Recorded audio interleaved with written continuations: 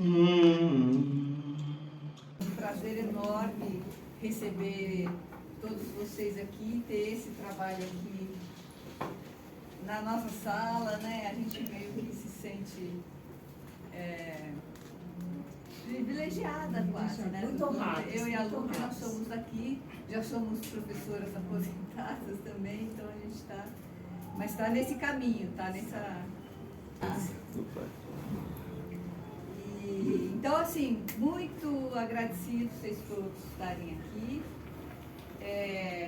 Esse menino é uma joia, né? Todo mundo sabe. Esse trabalho dele já deu frutos, porque eu mesmo já falei para ele que é um material pedagógico da maior importância para nós aqui. Para mim, é a minha primeira orientação nessa área, né, da educação. Eu fiz um TCC só, que é da Rosa, mas no mestrado mesmo é a primeira vez, né, e eu estou aqui com o nosso mestre, o Cazé, e uma grande honra os parentes aí também. Então vai ser assim, o Oswaldinho preparou, sabe como é que é gente de teatro, né? Preparou umas coisas que eu nem sei o que é, então vai ser surpresa para mim também, que eu acho bom. E depois a gente dá continuidade, ok? A todos e a todas. Boa tarde.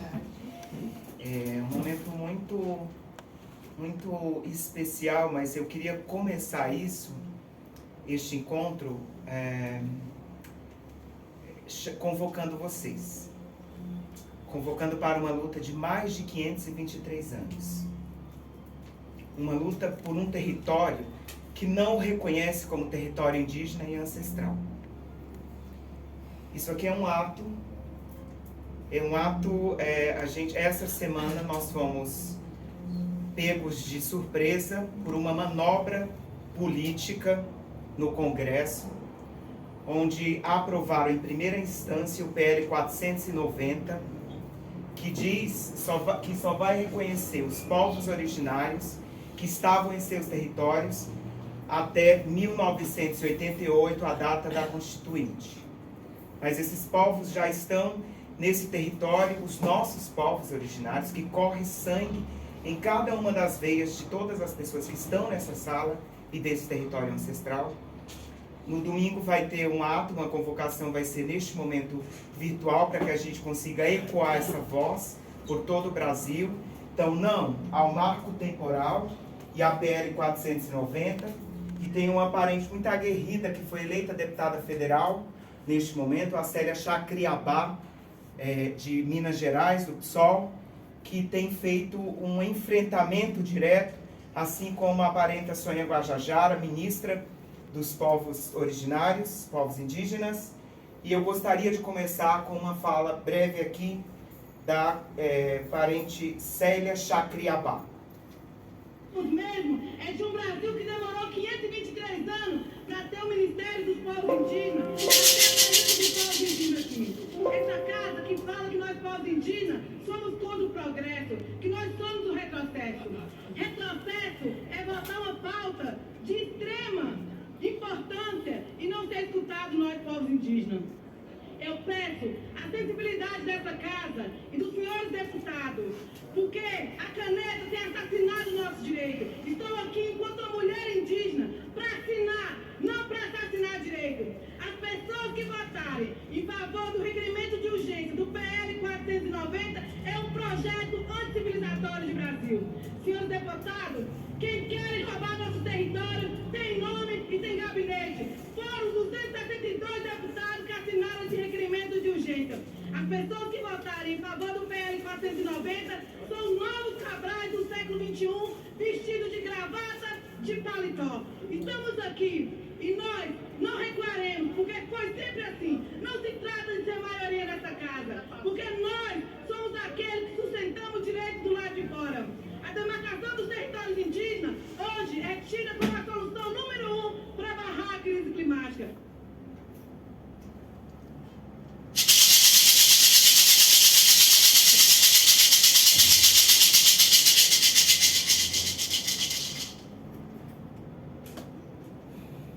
gostaria de dedicar este momento à terra, a nossa grande mãe que nos acolhe, a Gaia, a Biayala. Gostaria de dedicar este momento também ao fogo que nos alimenta. Gostaria de dedicar às plantas, à água e a todos os elementos que nos fazem vida neste momento. Eu lembro que quando eu passei na primeira fase do mestrado, eu fui para a prova de arguição e uma das professoras perguntou assim: professor, por que você quer fazer mestrado? Eu não sabia o que responder, mas me veio uma imagem muito forte, uma imagem da terra seca do meu lugar de origem, do sertão do Ceará. E me veio a imagem do meu útero materno, de onde eu vim, que me abrigou. E eu respondi assim, fiquei muito emocionado e respondi assim: eu queria dedicar este pedaço de papel que me será ofertado àquela que me pariu, a minha mãe, que deve estar na sala virtual. Mãe, é para você.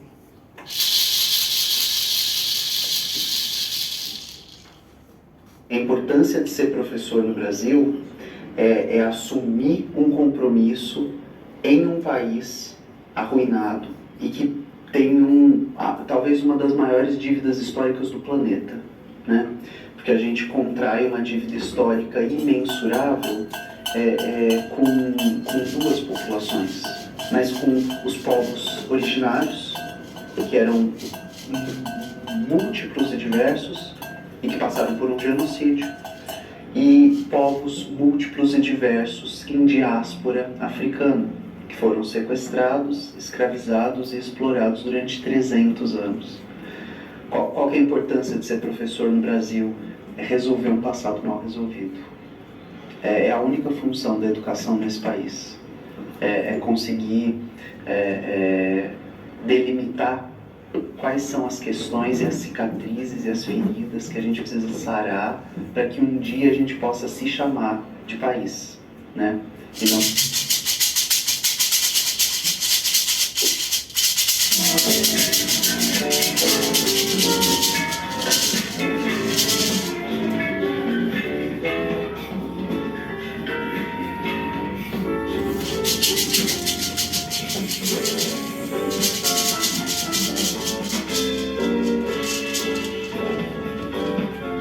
Pindorama, tapuias que me habitam, peço-lhes permissão para que eu possa contar algo da história, que a história faz passar.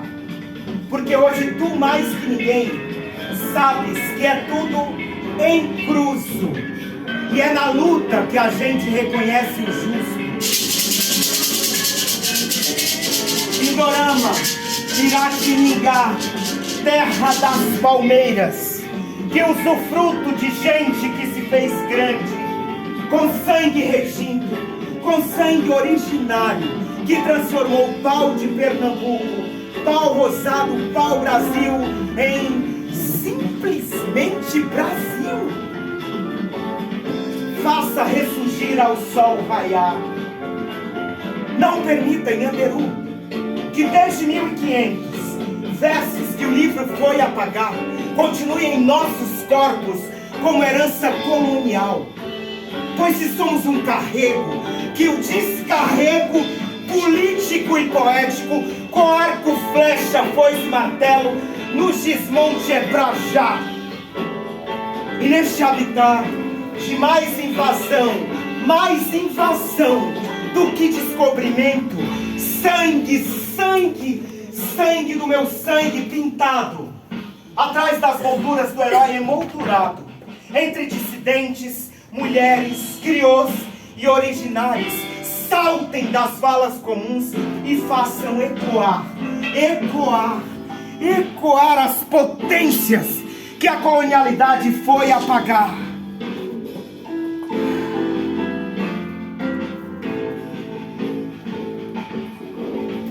Parem a onda de homofobia já, que nunca mais te viras, tombem amarrados como espetáculos de um sistema que se arrasta de 1614 a 1964 até hoje.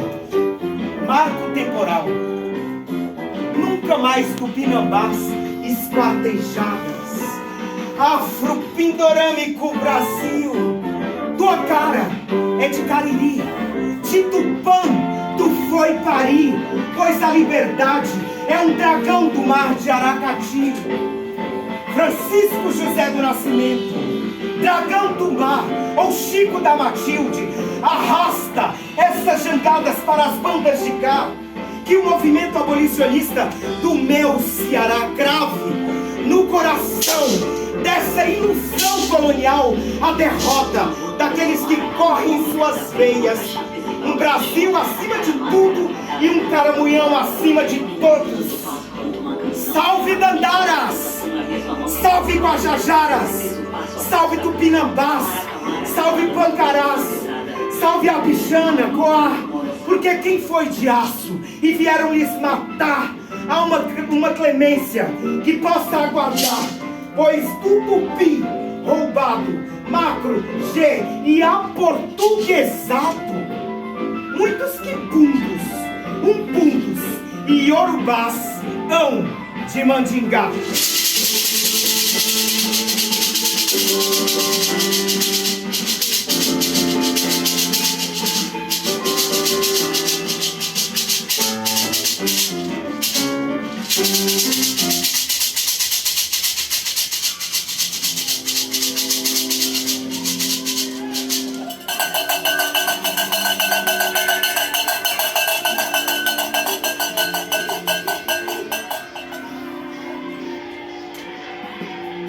Salve Caê Guajajara!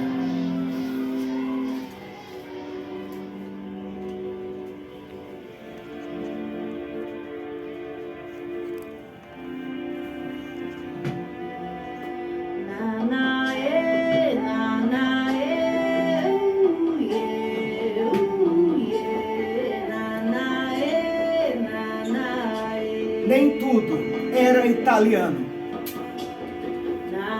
Cazenga.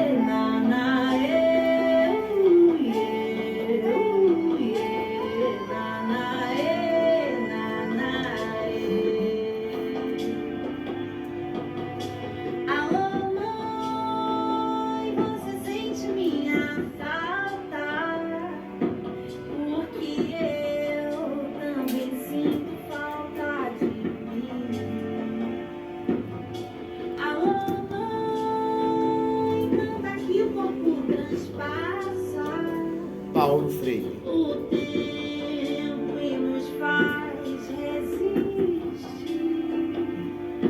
Deixei meu cocar no quadro, retrato falado, escrevo daqui. Num apagamento histórico, me perguntam como é que eu cheguei aqui. Benedito Prestes. A verdade é que eu sempre estive. Jair Delisbel. Olívio Jecupé. Vou te contar uma história real, um a um morrendo desde os navios de Cabral. Até hoje. Nós temos nomes, não somos números. Nós temos não somos números. Pra me manter viva, preciso existir. Dizem que não sou de verdade, que eu não deveria nem estar aqui. O lugar onde eu vivo me apaga e me incrimina, me cala e me torna invisível. Anaê, anaê, anaê, anaê,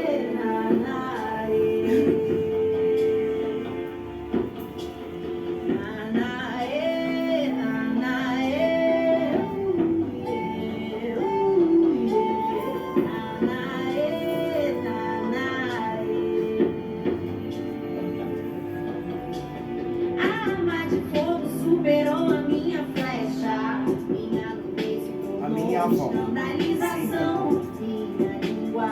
nascida no anonimato, caiu na mata e na humanização, mesmo vivendo na cidade, nos unimos por um ideal, na busca pelo direito, território ancestral.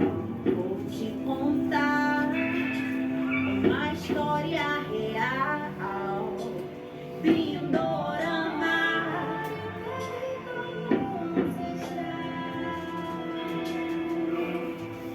Brasil, decorar, mata, cinza, no território ancestral.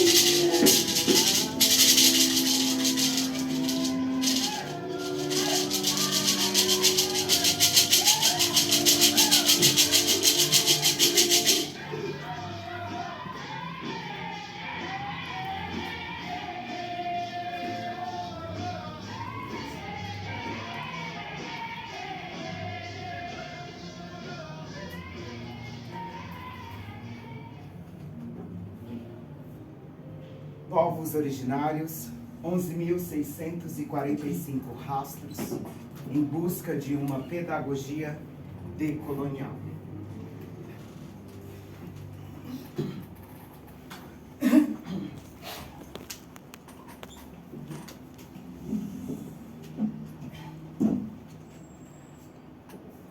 Oswaldo Pinheiro da Silva, orientação da nota professora doutora Carminda Mendes André. Bom, agora na segunda parte desse momento, eu ainda estou aqui sentindo...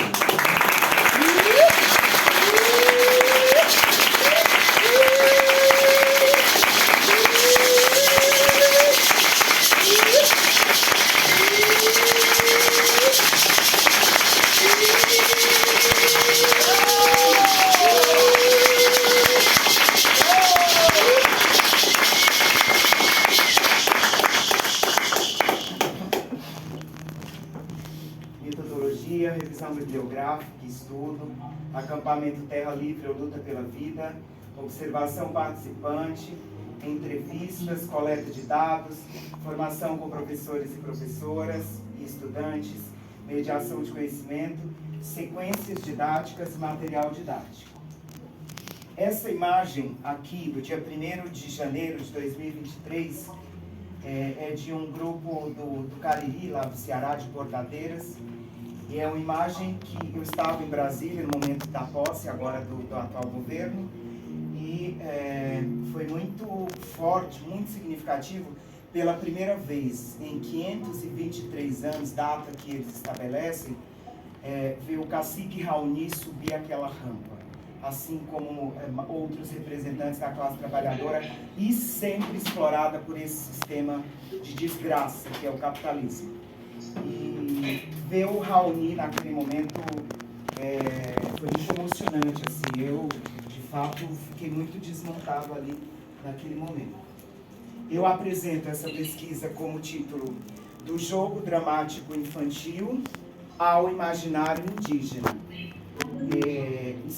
Uma ideia para adiar o fim do mundo. E só depois eu me dei conta que a referência do título era uma referência de um inglês, de um livro, Jogo Dramático Infantil, e aí eu pensei, precisa refazer tudo. E aí fui para Brasília, para o ATL em 2021, o acampamento Terra Livre, dos povos indígenas, e lá participar, ter aquela experiência, deu régua e compasso para os próximos passos dessa pesquisa, que eu tive que rever tudo. Essa pesquisa ela foi desenvolvida na escola, na MF Professora Célia Regina Nery Braga, onde nós temos aqui a direção, vice-diretora, também a professora Cíntia, a Ângela também que passou lá. E quando eu volto do ATL, eu volto com uma vontade gigante de compartilhar aquela experiência que eu havia escrito naquele momento com os docentes da escola. E eles me abrem essa janela, essa possibilidade. Eu fico muito feliz com isso. De pronto, a direção e a coordenação abriram para que eu fizesse essa formação com docentes na GEIF. E aí pego, enfim, todos os docentes ali da escola, do Fundi 1 e do Fundi 2, do primeiro ao 9º ano, e vou compartilhar esses atravessamentos, essa sensibilidade, tudo isso que eu aprendi. No ano de 2020, tínhamos 717 estudantes e 46 educadores. E ali a escola fica num território ali ligado à diretoria de ensino de Guaianazes. E isso foi uma história que a gente conversou muito com os docentes e discentes sobre o povo guaianá ou Guaianazes, que passaram ali por aquela região e deixaram seus rastros, como naquele momento, em sua grande maioria, essas populações eram nômades, passaram por aquela região, deixaram sua história e tiveram que sair, porque assim, em respeito à terra, à Grande Mãe, se saía para que aquele espaço se regenerasse. Então, para esses povos, não tem sentido essa ideia de propriedade, inclusive de ficar parado ali naquele lugar. Então, a escola me acolhe de uma forma muito especial ali. A pesquisa busca sistematizar experiências a partir de aprendizagem em teatro, também com teatro, junto a estudantes do ensino fundamental, da MF professora Célia Regina, por meio da literatura indígena, tendo como inspirações muitas referências e lideranças, Daniel Munduruku, Ailton Krenak, Eliane Potiguara, Kazen Gatu Chucuru, mas isso daqui é a descrição de como foi apresentado. Depois mudou absolutamente tudo.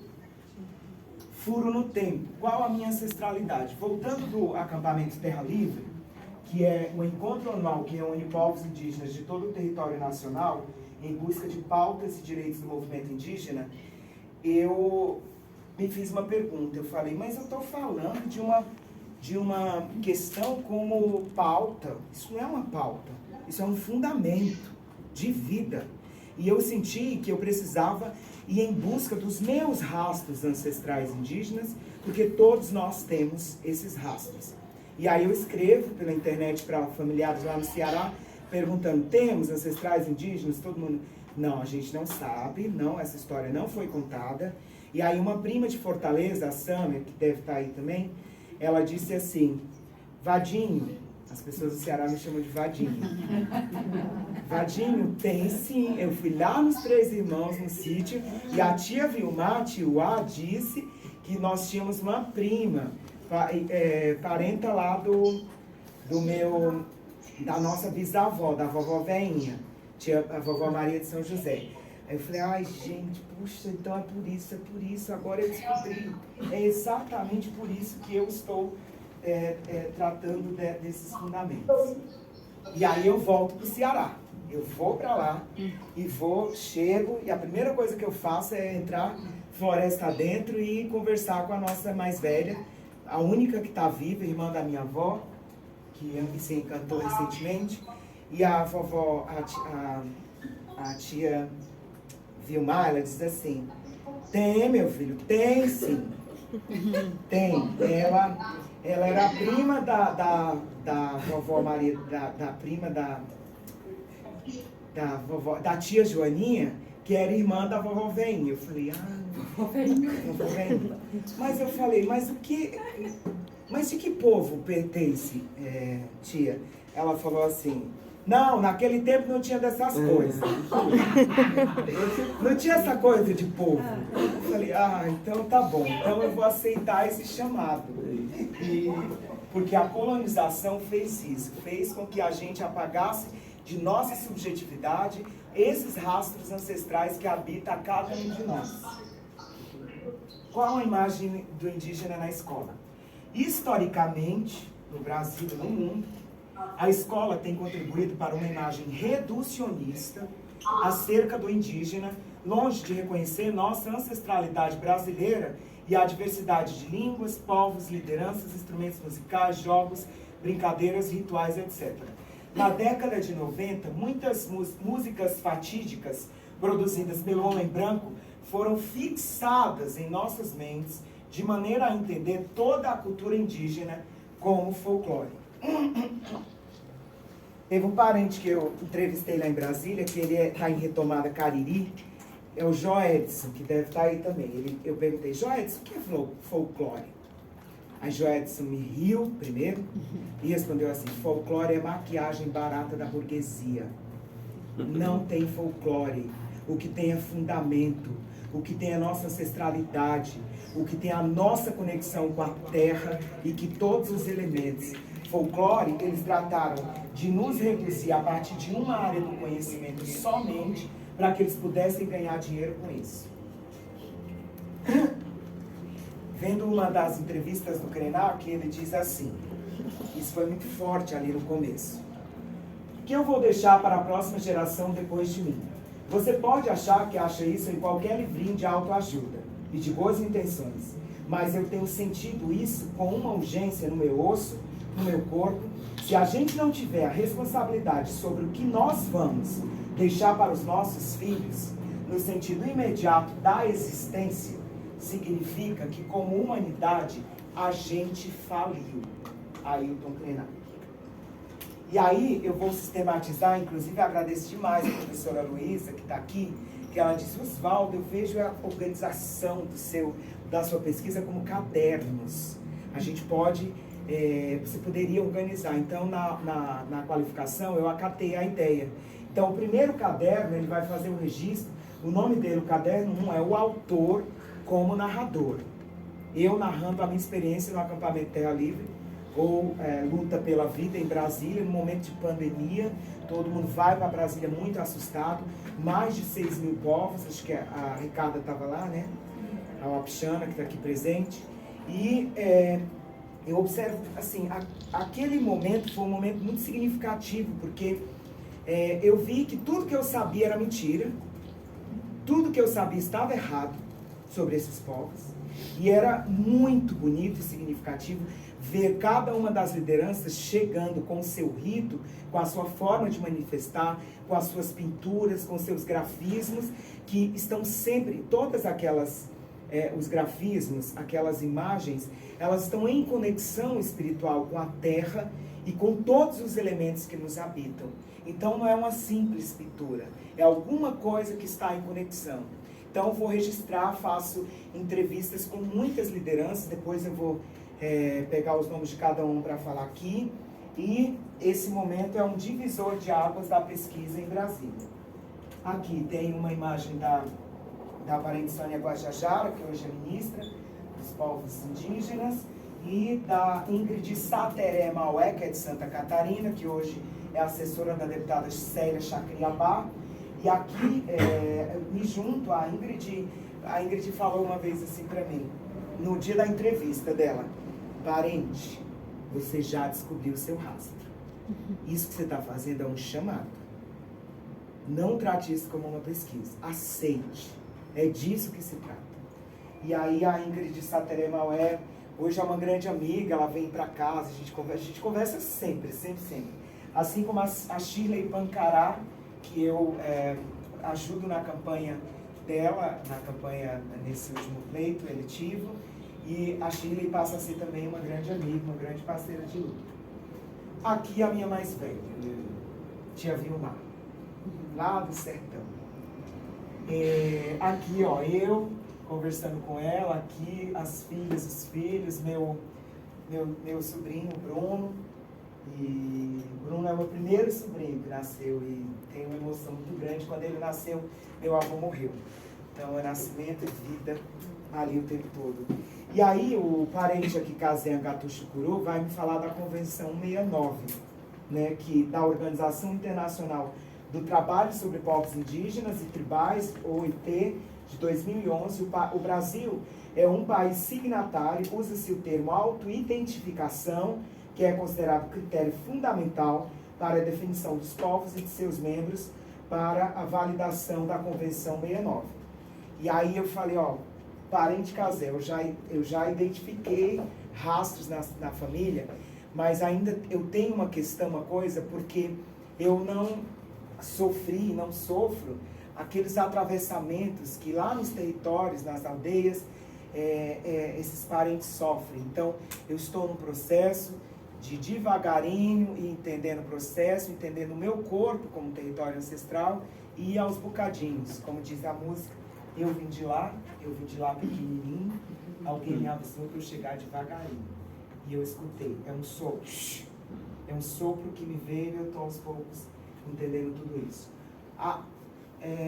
Mudou a configuração, tá? Aqui, mas o caderno 2, onde eu vou compartilhar com docentes da escola, né? A partir da Lei 11.645 de 2008, que é uma lei que estabelece que a obrigatoriedade do ensino de história africana, afro-brasileira e indígena, no contexto escolar, isso para escolas públicas e privadas, mas não tem uma diretriz muito já estabelecida. E aí, às vezes, quando a gente vai tratar desses fundamentos, a gente vai falar dos fundamentos dos reducionismos que nos habitam. E aí eu vou lançar uma flechada ao vento nessas mentes e nessas subjetividades para que a gente possa se refazer. O Abdias do Nascimento é um importante, já falecido, é uma importante liderança do movimento negro, que criou o TEM ali no ano em torno de 1940, 44, e ele diz assim: as feridas da discriminação racial se exibem ao mais superficial olhar sobre a realidade do país. Então, sobre essa superficialidade que nos habita, eu achei de bom tom colocar a frase do Abdias para a gente refletir sobre. E aí eu vou sistematizar vários encontros com esses docentes da escola para tratar daquilo que estava estudando, também tem conteúdos aí com vocês. Então, a Lei 11.645, vou apresentar a liderança indígena Caê Guajajara, ativista do Maranhão, que mora no Rio de Janeiro, que me presenteou com essa música, a todos nós, podem entrar, como território, sejam bem-vindos, como território ancestral. E na conversa que eu tive de entrevista com as lideranças indígenas, a gente vai discutir muito sobre qual a diferença de uma educação indígena para uma educação escolar indígena. E segundo os parentes, é assim: educação indígena é desde quando a criança já nasce.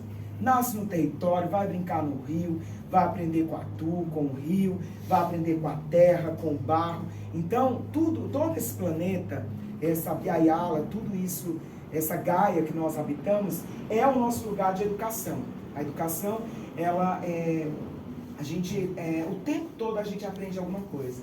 E a educação escolar indígena é quando o Estado chega demarcando uma outra visão e outros conhecimentos, chega com a BNCC, chega com todos os instrumentos para, inclusive, desviar de nossa subjetividade as questões deste território que nos pertence. Tanto que a gente sempre se distancia muito por conta aqui dessa diferença. Então, ancestralidade, vou trazer a questão da aldeia Brasil, como esse território nosso, que precisa ser retomado todos os dias por cada um de nós.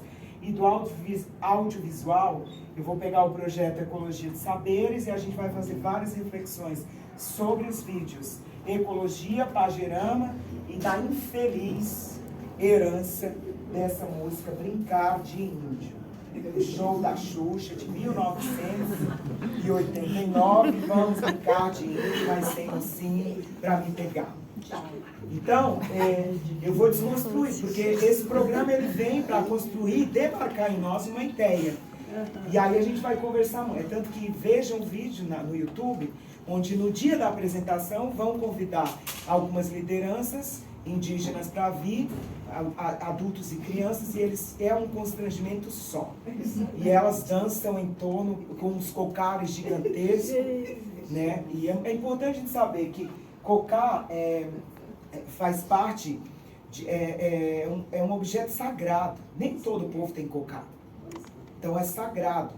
Então tem toda uma questão com esse lugar desses objetos que significam bastante.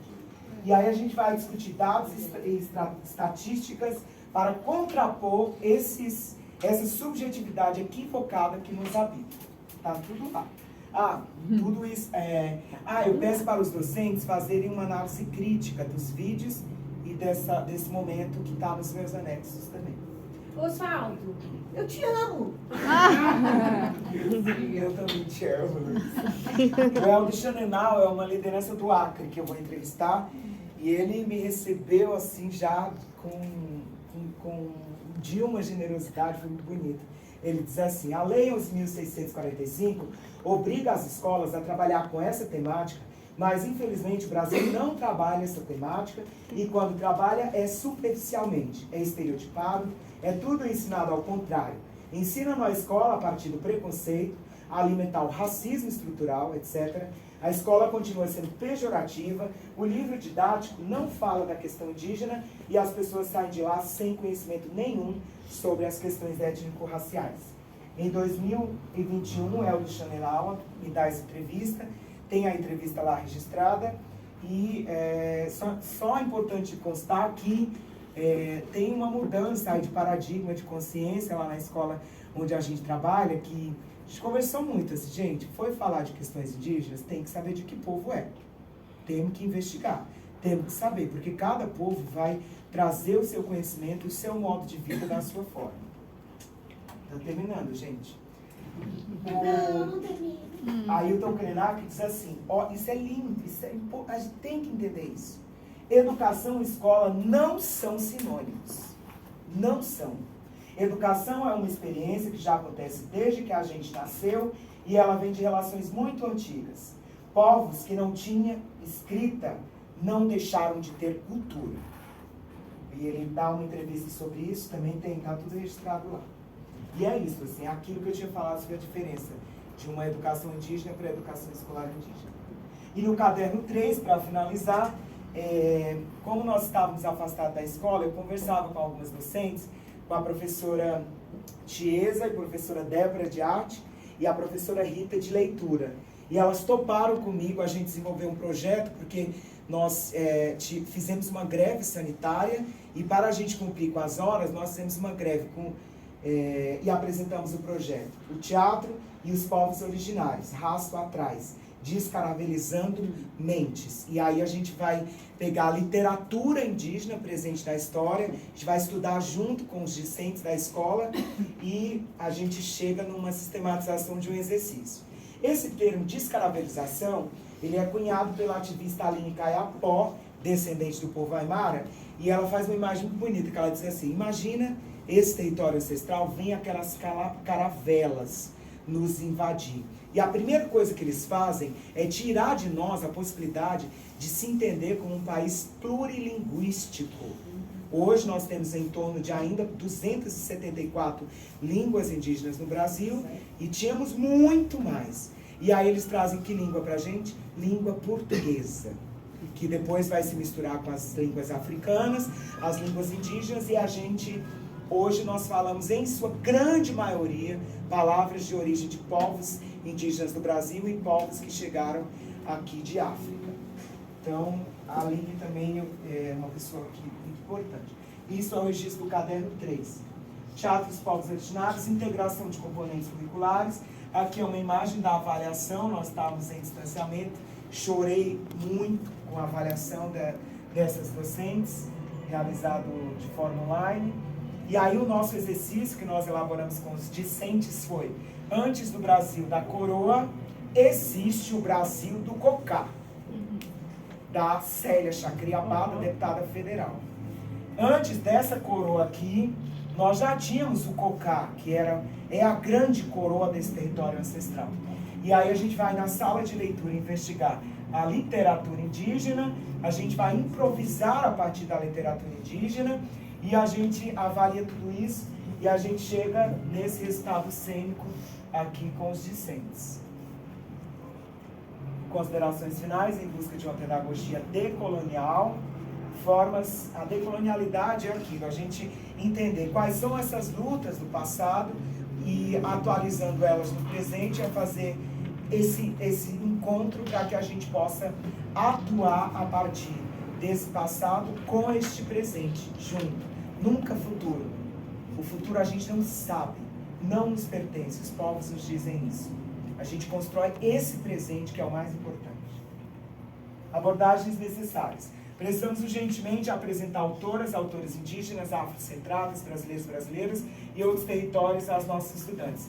Desmistificar este lugar da Europa como centro do mundo, trazer o conceito de raça como categoria de dominação, abordar modelos econômicos além do capitalismo, tais como contar como se dá a relação comunitária dentro de uma aldeia, de um quilombo, ou mesmo de um movimento social organizado, pensar conceitos geográficos de lugar, de território, paisagem, região, sociedade, paisagem, natureza na perspectiva decolonial, repensar a estrutura física da escola, questionar os modelos de divisão do mundo, trazer a diversidade como marcador para todos os conteúdos, apresentar produções culturais de outros povos, filmes, livros e outras produções realizadas na África, Ásia e América Latina que mostram as potencialidades culturais e econômicas dessas regiões. E o nosso Chucuru Tupinambá, que está aqui presente, Kazeangatu, diz assim: reafirmamos que, na nossa análise, um dos principais motivos das dificuldades da aplicação da Lei 11.645 de 2008 é porque ainda existe um descompasso entre os avanços das discussões conceituais e metodológicas envolvendo os povos indígenas e a sua aplicação no ensino, considerando também os saberes indígenas e as experiências do movimento dos povos originários. Como refletimos até aqui no plano da discussão teórica e metodológica, já existem produções que permitem revisitar a história brasileira, tendo como perspectiva a presença dos povos originários e seus saberes, frutos também das experiências dos movimentos indígenas. No entanto, ainda não se incorporou ao ensino muito dessas ponderações Kazeangatu. Ao Etecatu, gratidão e obrigado. E para finalizar, eu só quero fazer um agradecimento muito especial a cada um, Cláudio, responsável por esse figurino, Beth, todas as pessoas, Karine, todas as pessoas, eu não vou mais citar não, mas eu queria dizer um nome. Queria dizer o nome de Paulo Reis, o meu parceiro, que ele disse, todos os dias ele dizia assim: você é capaz, você pode. Porque a gente, oriundo de classe trabalhadora, eu estudei na escola pública o tempo todo, vindo do sertão do Ceará, e em mim tinha uma subjetividade que dizia: não pode, não dá, você não é capaz de adentrar esse lugar, porque quando a gente vai para a academia ou universidade, a escola, a academia pública está muito distante de nós. E aí eu fui para o ensino privado. Olha que nome horrível, talvez nem de privada. E ele sempre me disse assim: você é capaz. Eu falei: quer saber, eu vou prestar o Profarts, que é o programa, eu e a Jana fazendo partes, profissional em artes, e eu passei. Estou aqui extremamente agradecido pela acolhida da minha orientadora, a doutora Carolina Mendes André, Luísa, Enélia lá de Rondônia, né? Do Amazonas, que está aqui com a gente, a Clarissa, Kazeangatu, todas as parentes e parentes que estão aqui, cada um de vocês, e agradecer por estarem aqui fazendo essa travessia comigo. Obrigado. A Lúcia, que estão aqui, todos os amigos e amigas que vieram, porque abriram essa possibilidade de eu me reconstruir, retomar esse corpo que tem tantos atravessamentos. Obrigado. Um pouco aqui para a câmera, para ficar melhor aqui para vocês, porque a gente vai começar a ouvir as arguições, ok? Tranquilo, Carmina, só para falar para o Oswaldo que muita gente soltou várias palmas, vários beijinhos, várias...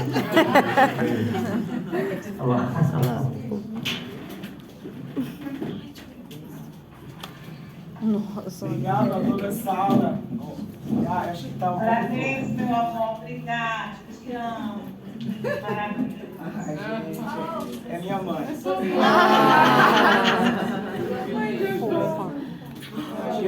Tem um monte de gente aí, ó. Rodrigo, Pé poranga e serra e tapé coi terra ya amoyande e Ecoabiandé, Anui, Ibaé, Poeira, Mora, Moanga, Super, Apó, Opa, Monte, Iandé, Icorió, Iquejepi, Iandé, Memeia, eu bem que não queria vir. Pra que você me chamou? Eu sou Tupinambá, eu sou de Aruanda, eu sou. Bem que não queria vir. Pra que você me chamou? Eu sou Tupinambá, eu sou de Aruanda, eu sou. Bahia, terra de coco e azeite de dendê. A água do coco é doce, eu também quero beber. Bahia, terra de coco e azeite de dendê. A água do coco é doce, eu também quero beber. Ei, vamos dançar, balançar o catimbó. Vou pegar o Bolsonaro amarrado no cipó. Oi, vamos dançar, balançar o catimbó. Vou pegar o Bolsonaro amarrado no cipó. Pisa, caboclo, canidé. Vou trazer o Bolsonaro pra debaixo do meu pé. Pisa, caboclo, canidé. Vou trazer o Bolsonaro pra debaixo do meu pé. O vento deu na palmeira, balançou, mas não quebrou. O vento deu na palmeira, balançou, mas não quebrou. O vento já cessou, pegou o Bolsonaro e carregou. O vento já cessou, pegou o Bolsonaro e carregou. Tem marcação? Não, PL pra 190! Não, Banco Temporal! O Pacatu. Quer dizer, gratidão e espero que tudo bem com todos e todos e todos. No Tupi, o pronome já é neutro. Pacatu. Nós não somos binários. Quem é binário é o católico cristão. Nós não somos binários. Desculpa aí. Nós não somos binários. Certo, errado, bem ou mal. Os nossos encantados, Anhangabaú não é o beco dos demônios. É só Anhangá, é só Angatu. Angá é como um Exu. Ele não tem definição de bem e do mal. Então, a gente pede a licença a todos os encantados e diz o Pacatu. O Pacatu é ele, é ela. Ou as duas coisas. Tibira, conforme o Oswaldo disse, ele foi morto no século XVI. Viva Juninho. Juninho tem um livro sobre Tibira, mora aqui em São Miguel. Ele foi morto no século XVI porque não se definia Tibira como homem ou como mulher. Tibira não tem gênero. E foi por isso que ele foi morto. Então a primeira vítima daquilo que se chama de crime de sexualidade, de questão de gênero, é um índio ou uma índia Tupinambá, assim por diante. E ouvindo a fala de Oswaldo, chega, basta de homofobia. Essa fala é importante. Então, dizer que é uma gratidão estar aqui, agradecer ao Oswaldo pelo chamado. Quando conheci o Oswaldo, ele já é um chamado em si. Ele nem precisa ser mais... Ó, quando der o tempo, você fala do caminho. São 15 e 23 anos sem falar. Quando ele começa a falar, você fala. Então, a gente agradece o Oswaldo, agradece a Carmina. A Carmina já é de longa data. Já foi para a Olivença. Já esteve... Foi com vocês? Foi a mesma época? A gente achou que era, mas acho que não. O Carmina já foi para o meu território lá. Esteve com a gente. Pessoa de coragem. Não, porque foi um momento que isso também já foi um momento que a gente estava em conflito. A gente entende, eu moro num território que não foi demarcado ainda, e os atritos violentos, né? Algumas pessoas que vocês conheceram morreram já. O Mascarrado, outras, né? A gente está no território em disputa. Então a gente agradece a Carmina pelo convite, a gente agradece ao Instituto de Artes, né? Não é a primeira vez, já teve o Luiz Quesada aqui.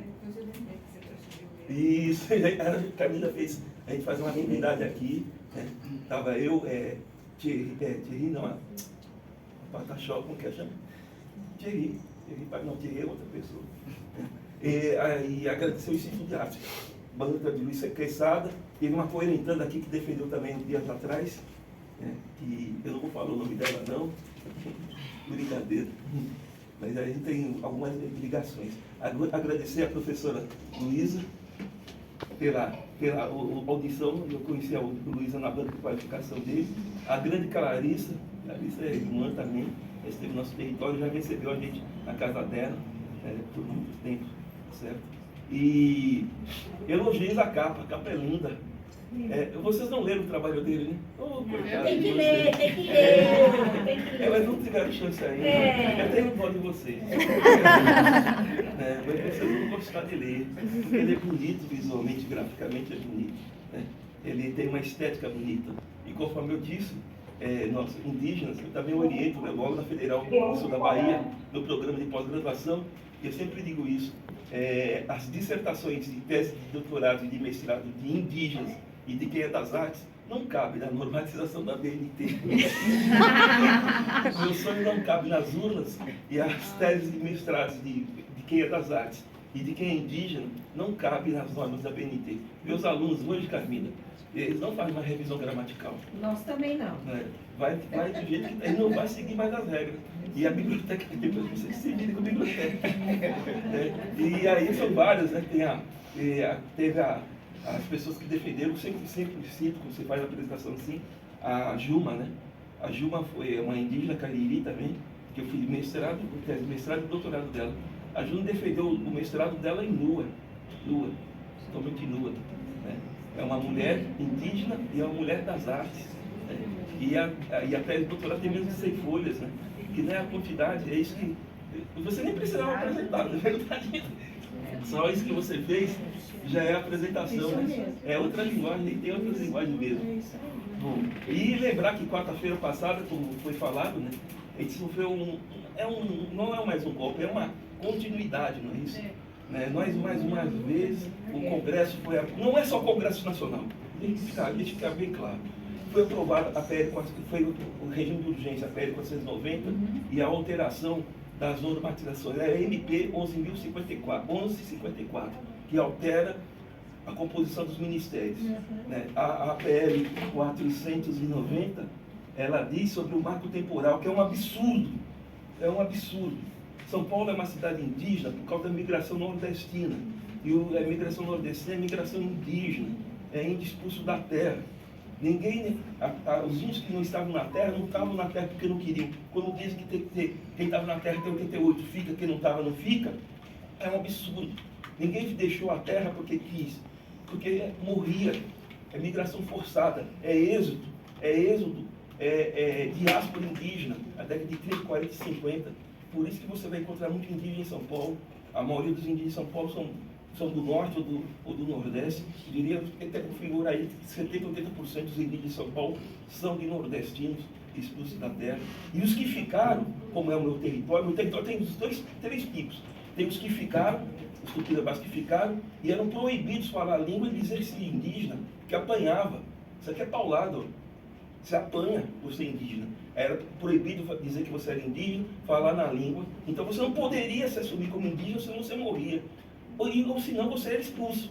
E alguns voltaram. Então esse marco temporal de 88 não tem relação nenhuma. Quer um marco temporal? Coloca 1.500. Quem estava aqui até 1.500 fica, quem não estava vai embora. É óbvio que não. Que nós temos um coração bom, nós sabemos dividir as coisas. É um absurdo porque é culpa do STF, Alexandre de Moraes. Já tinha que ter voltado isso. Isso aqui está no STF há mais de 2 anos, está entendendo? Há mais de 2 anos já era para o STF ter voltado a derrubada do marco temporal a partir do processo Choclen, lá de Santa Catarina, do Morro dos Cavalos. Eles pedem vista em cima de vista. O último pedido de vista foi de Alexandre de Moraes. A gente fica pagando pau para Alexandre de Moraes. Ele não é um homem de esquerda. Ele não é um democrático. E estava na cara que ele perdeu vista do processo da demarcação do marco temporal para mandar para o Congresso Nacional. E ele sabe que no Congresso Nacional a gente vai perder, porque o Congresso Nacional é ruralista. Então é culpa do STF também. A lei tarda, mas não demora, a lei demora, mas não falha. Tardando já está falhando. Né? Olha esse caso. O STF avisou para o Arthur Lira, o Arthur, a gente vai voltar a semana que vem um marco temporal para sair. É combinado. Me perdoe, a nova presidência também. Liberou a base. Gente, mesmo o partido fechou questão, mas liberou a base, a gente foi moeda de troca. A gente está cansado de ser moeda de troca. O território do Tupinambá saiu o relatório em 2009, tá entendendo? Quem era o presidente em 2009? Foram 8 anos, não demarcou. Aí veio a presidenta, quase não recebeu a gente, porque a Gleice Hoffmann, que era da Casa Civil, não foi ter a reunião com a gente. Então não demarcou. É porque nós fomos moeda de troca para manter. É a mesma fala, para manter a governabilidade, a paz de governabilidade do Congresso Nacional, o que eles dão de troca?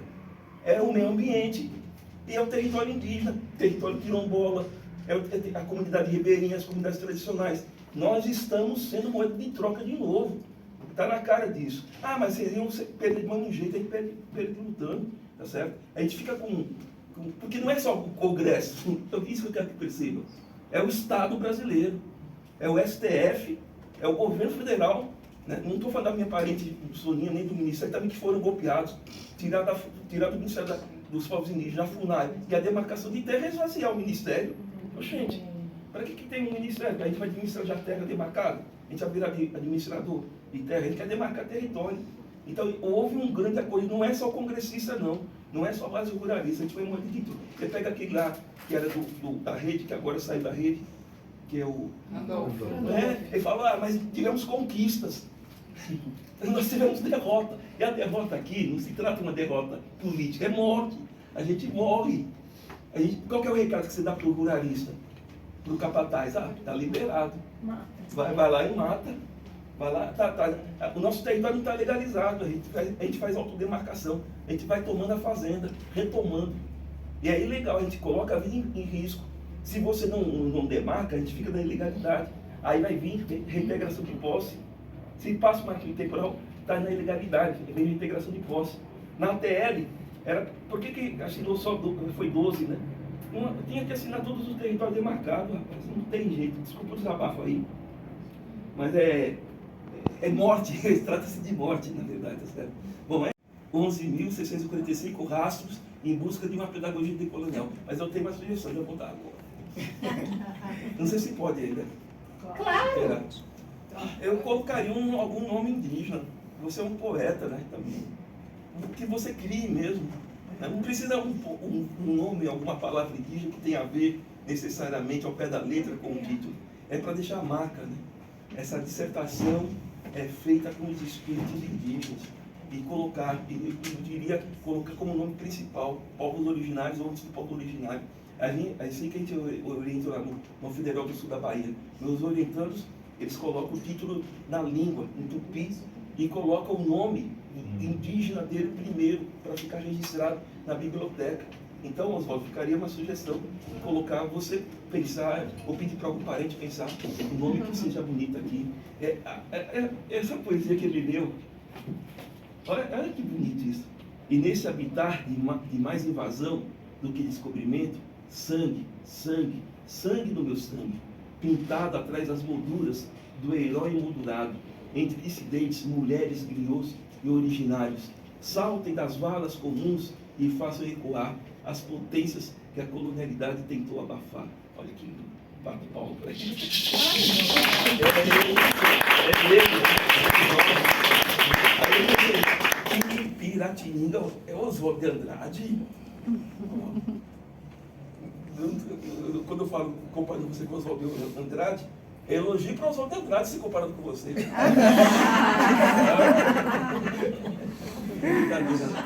Os dois merecem os elogios aí. Belo trabalho com as imagens também. As imagens não entram como ilustração, entram como diálogo. A introdução, você se colocando, isso é importante. E também, viu, Carminha, professora, eu vejo muito isso. Então, isso aí eu vou validar porque eu entrei na universidade na década de 80, tá entendendo? Eu fui talvez o segundo ou terceiro doutor da história desse país aqui. E aí, quando você faz mestrado e doutorado, você não pode ter uma relação de proximidade com o seu objeto de estudo. Né?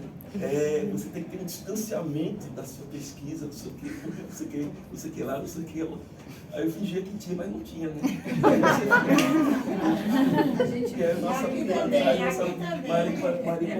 Agora não precisa fingir, tem que ter um descaramento mesmo. Tem que colocar aqui, tem a ver com a minha relação com a vida, com a minha relação com as espiritualidades, com a minha relação com a questão social, com a tentativa de mudar o mundo. E o Oswaldo se coloca, isso é bonito. Mas ainda mantém, porque eu não participo só de banca da área de artes e de inscrição com indígena. Eu participo de cada banca careta que eu fico. Eu participo de cada banca academicamente interessante. Mas quando é das artes e quando é da indígena, não tem jeito, né? No curso que a gente deu, participou também um parente lá de Ponta Grossa, né? Ele falou que está com dificuldade de cadastrar na biblioteca da Universidade Estadual do Paraná, de Ponta Grossa, porque ele também se coloca, tá certo? Então a introdução é se colocar, isso é muito importante, ver quem está escrevendo. Identificação da unidade escolar. Então, e é legal quando você lê a dissertação de Oswaldo, e eu coloquei, é um olhar, vou ler agora, é um olhar paulo-freirenamente contra-colonial. Porque é Paulo Freiremente contra-colonial. É a construção do conhecimento. Paulo Freire continua sendo revolucionário. E por que continua sendo revolucionário? Porque fala da construção do conhecimento. No meu mestrado, quem me orientou foi a professora Maria Antonieta. E depois falamos da ideia Fenelon. Né? Que persegue-se Paulo Freire para isso. É construção do conhecimento a partir do contexto de cada pessoa, das pessoas. É só uma questão da escola indígena. A escola indígena não precisa ser absorvida pelo BNCC, graças a Tupã. Nós não estamos inclusos na BNCC. A educação escolar indígena, nós temos as nossas normatizações próprias. É o RCNEI, nós temos uma legislação própria. É a melhor legislação. Um dia que vocês verem os referenciais curriculares nacionais de escola indígena, todo mundo vai querer ser indígena. Porque é muito bom, porque é um documento como freiriano. Porque a concepção é partir do contexto da pessoa. Né? Como eu dou história indígena na faculdade que eu dou aula, e hoje eu estou faltando junto com o pessoal. Aí eu chego no primeiro dia de aula com meus alunos, isso não tem texto. Gente, não tem texto, professor? Não tem prova. Não tem prova. Nem tem chamada. Não, porque está todo mundo aprovado.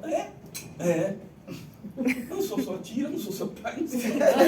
Começa por aí. E como que a gente vai estudar? Vocês vão construir a história indígena. Estou no sul da Bahia.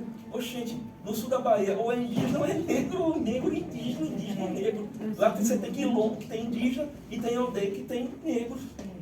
Nós temos um negro indígena e um indígena negro. Você tem quilombo que é feito por indígenas. Nós éramos pretos. O termo preto, negro da terra, é usado para nós. É o custo de explicar isso para as pessoas. O Marquês de Pombal teve que proibir no século XVII para que nós fôssemos mais chamados de pretos, de negros. O que é negro para o português? É o negro mourístico, é o preto mourístico, é o preto africano, o negro africano, e o preto e o negro da terra, o indígena. Né? Então, no sul da Bahia, então você vai construir. E aí é a minha concepção. Eu daria história indígena e aplicaria a Lei 11.645 a partir do contexto do aluno. A diretora da escola me chamou um dia para dar uma formação da escola, porque é assim que eu faço. A última escola que eu dei formação foi lá eu sou da Zona Leste, né? Morei muito tempo, Zona Leste, somos nós. Mas eu estou sendo muito convocado pela Zona Sul. Eu vou a semana que vem para Campo Limpo. Né? Já fui para Campo Limpo. Já tem um convite para ir lá. Vamos ter aí a nossa cidadã. Porque o que a gente fala nas escolas para os professores? Construa a partir do seu aluno. O seu aluno, gente, ele provavelmente vai ser filho ou neto ou ele mesmo nordestino. E quem é esse nordestino? Agora tem muitos que vêm da migração latino-americana. Quem que é esse cara? Quem que é esse pai, esse bisavô desse seu aluno? Ou é negro ou é indígena? E ele não tem a história dele narrada. Então, não precisa de um livro didático. Faça o seu aluno conversar com o seu mais velho, com os anciões, que é uma moda indígena. Aí, conversando com o ancião, com o mais velho, você vai construir esse saber. O Oswaldo caminha por esse caminho, que é a construção do conhecimento. Isso é Paulo Freire. Essa forma é um método paulo freiriano e é contracolonial. Por quê? Porque você está colocando a história de que não tem a história narrada, tá certo? E aí eu uso a Catherine Walsh, não sei se a pronúncia é essa, tem um livro que todo mundo tem que ler, Pedagogias Decoloniais, Práticas Insurgentes de Resistência. Ela diz assim, Ela diz assim, a nossa intenção é unir Paulo Freire com Franz Fanon. Opa! Então, ela pega Paulo Freire e Franz Fanon. É revolucionário isso. É revolucionário isso. Você pega Paulo Freire e Franz Fanon e você não precisa de livro didático. Eu recebo direto proposta. Por que você não faz um livro didático? Não, mas você vai ganhar dinheiro. Estou feliz sendo pobre. Por que eu vou fazer mais um livro didático? Eu quero que as pessoas compreendam que ela pode construir o seu material didático na sala de aula, ouvindo os seus alunos. E não é só de história indígena, da afrodescendente. O Oswaldo faz isso. Né? Então, por isso que eu até anotei aqui, então, ela une o Fanon, que é contra a colonialidade, né? E o Paulo Freire da construção, tá certo? Um exercício de pedagogia contra-colonial. Então, assim eu classificaria a sua dissertação. E isso, para mim, é o máximo de ideologia que eu poderia dar numa dissertação. Ela é indigenamente paulo-freiriana de contra-colonial. Oxi! Afro-pindorâmica. Entre outras palavras, procuramos a construção contra-colonial. Aí eu faço uma pergunta. Você está falando assim? Não é a escola a culpada, não é a escola principal culpada pela qual a Lei 11.645 não é aplicada. É a universidade, é o Estado brasileiro, é proposital, é ideológico. A Lei 11.645 torna obrigatório um conteúdo que as pessoas não sabem trabalhar. E por que as pessoas não sabem trabalhar? Porque elas têm um demônio no coração, que elas não gostam de índio. Ó, eu falei no plural índio. Algumas sim, mas nem todas. Por quê? Porque a universidade não tem formação. Eu participei de uma banca de doutorado da Sérgio Bittencourt, eu sempre falo, na PUC de São Paulo, que a menina pegou, a Aline, se estiver ouvindo, grande Aline, pegou as grades curriculares da PUC, do curso de História da PUC, da USP, da Unifesp e da Unicamp. Tem história indígena? Então, como que as faculdades que formam professores, onde eu dou aula, só história tem história indígena? Em pedagogia não tem, é optativa, de vez em quando eles me enchem uma sala com 180 alunos, 120 alunos, 80 alunos, em letras é optativa. Então, os cursos de licenciatura não preparam os professores para aplicar a Lei 11.645. E de que forma? Seria dessa forma que eu estou falando? Não. E quando tem história indígena, que história indígena que estão nas universidades? A quantidade de povos indígenas que tem no Brasil. É importante saber, mas isso não é fundamento. Eu quero fazer despertar o indígena que tem. Tá? Professor, você faz isso. Muita gente fala, eu não consigo encontrar presença indígena na minha vida, na vida das pessoas, na sociedade brasileira. É proposital, tá entendendo? É proposital, ideológico, você não pode ter simpatia por nós. A gente está lutando pela... Essa aqui é guerra e nós estamos em guerra. Você não pode saber nada sobre nós. É proposital, é ideológico. Estado. Aí eu participei de outra banca de Fernanda na Unifesp, também historiadora, foi para Pernambuco, eu acho, no Ceará. Ela pesquisou as grades curriculares dos estados brasileiros. Só 5 têm história indígena. Mas de que forma? Então é proposital e política de Estado você não ter esse método aplicável. E por isso que o trabalho de Oswaldo, ele apresenta caminho. Não é necessariamente o meu, né? Mas é um baita de um caminho. Um baita de um caminho para você aplicar a Lei 11.645. Né? O seu aluno é portador desse saber. O avô dele, o bisavô dele. Então parabéns nisso. Eu gostei da discussão sobre os Guaianazes e Guaianá. Você usou o grande Benedito Prézia. Grande Benedito Prézia. Lembra? Como que eu vejo a história de indígena de São Paulo? Benedito Prézia. João Monteiro. Desculpa aí, modesta parte, Casangatu. E já fica um convite. Dia 9 de julho, em frente à Capela de São Miguel, nós vamos fazer, já fizemos no ano passado, um dia inteiro com vida de artesanato, com toré, com fala, com dança. Queria falar a porra toda. Porra toda mesmo. São Miguel, 9 de julho. É na Praça do Forró? Na Praça do Forró. Oi, Laine, tem sim, minha avó. Não foi nada. Sabe como é conhecida a igreja de São Miguel? Capela dos Índios. Capela dos Índios. É o cerco de Piratininga. Os Piquerubi e Jaguanhã saíram de São Miguel Paulista para matar Anchieta e matar Manuel Nóbrega, matar um Nóbrega. É um levante, eu não consigo enxergar. Os indígenas aceitaram, né, Casé, a colonização, vai te catar. Teve levantes indígenas a história inteira, e um deles, dos principais, ocorreu nesse lugar chamado São Paulo, que é 9 de julho, e tu não sabe. E vai ser agora, 9 de julho desse ano, se tu não for jogar um feitiço em você.